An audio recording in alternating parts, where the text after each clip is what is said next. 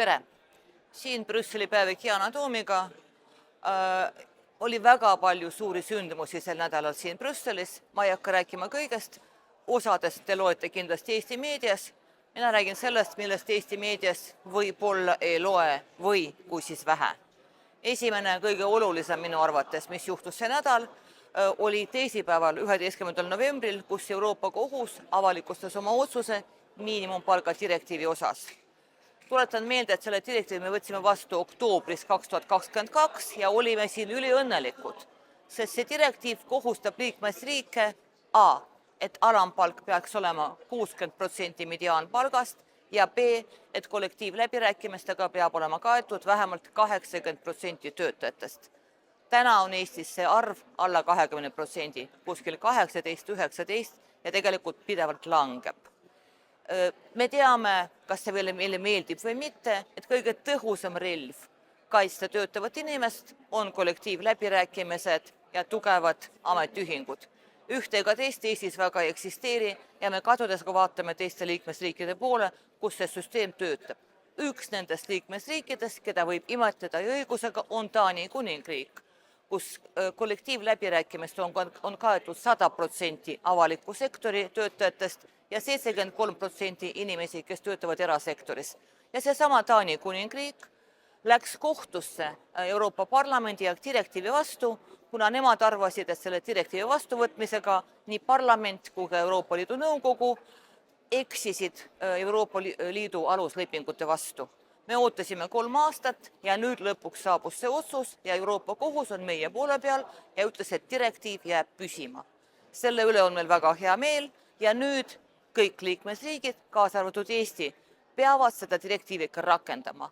Eestis pole selleks tehtud peaaegu et mitte midagi, mingisugused näilised sammud, et kuskil mingid linnukesed Excel tabelis, aga tegelikkuses me teame, et mingit liigutust tehtud ei ole ja nüüd on see aeg, et hakata seda direktiivi rakendama. Juba järgmisel nädalal Euroopa Parlamendis koguneb miinimumpalga direktiivi implementeerimise monitoorimise grupp, mille liige mina olen oma fraktsiooni Renew poolt ja siis me jagame oma vahel selle Euroopa Liidu kaardi ja hakkame ükshaaval uurima, kuidas on lood teistes liikmesriikides. Ma väga loodan, et ma saan endale Eesti ja võib-olla ka meie naaberriigid ja me arvan, et me hakkame survestama liikmesriike, kaasa arvatud Reformierakonna valitsust, et nad ikka liiguksid õiges suunas. Nii et väike töövõit, kuigi võttis 3 aastat see kohtuvaidlus, aga siin me täna oleme, nüüd saame minna edasi. Kuigi hämmastav on see, et Taani, kes ise on edulugu selles valdkonnas, tegi kõik, et mitte lubada teistel liikmesriikidel, eriti ida-eurooplastel, jõuda neile järgi. Aga see selleks, see on juba nüüd eilne päev, nii et liigume edasi. Mul on väga hea meel, et see niimoodi läks, loodame parimat. Teine suur asi minu jaoks ja ma loodan, et ka Eesti jaoks oli see, et kolmapäeval toimus siin parlamendis esimene variraportööride koosolek minu raporti osas ja selle raporti nimi on õiglase ülemineku direktiiv. Ma tean, et sõnapaar õiglane üleminek tekitab paljudes allergiat, mina pole erand kusjuures, sest nii palju, kui ma reisisin Euroopa Liidus, enne kui me selle raportiga hakkasime neid sõnu paberile panema, ma käisin väga paljudes liikmesriikides ja nendes piirkondades, mida rohepööre ja õiglane üleminek puudutab ja ma pole kohanud mitte ühtegi inimest, kes usuks, et üleminek oligi õiglane. Pigem seda peetakse ikka sügavalt ebaõiglaseks. Peamine probleem on see, et meil puudub süsteem, kuidas seda kõike mõõta. Nii mitu töökohta me kaotasime, kui mitu töökohta me suutsime luua juurde. Mis juhtus tootmiste mahtudega, mis juhtus hindadega, mis juhtus nende inimestega, kes olid sunnitud vahetama tööd ja nii edasi ja nii edasi ja nii edasi.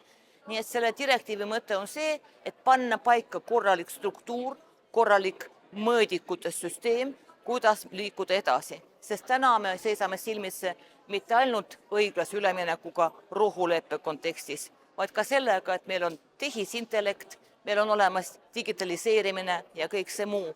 Ja vanad dokumendid, mis Euroopa Liidus reguleerivad töösuhteid ja tööturgu, on võetud vastu kaua enne seda, kui me leidsime ennast selles kontekstis, kus kõik muutub üle kiiresti. Ma pole väga optimistlik selles osas, kas me suudame jõuda just direktiivini, sest siin parlament on lõhki. aga see, et me töötame välja mingisuguse reeglistiku, mis aitab liikuda edasi, see on kindel. Ja muidugi seda on väga vaja, eriti selles kontekstis, sest järgmises MFF-is ehk 7-aastases eelarves ei ole ette nähtud rahasid sellesama õiglase ülemineku jaoks. Euroopa Komisjon teeb nägu, et see on juba tehtud, liigume edasi. Tehtud ta ei ole ja me ei lase sellel niimoodi lõppeda. Kohtume jälle nädala pärast, püsige terved!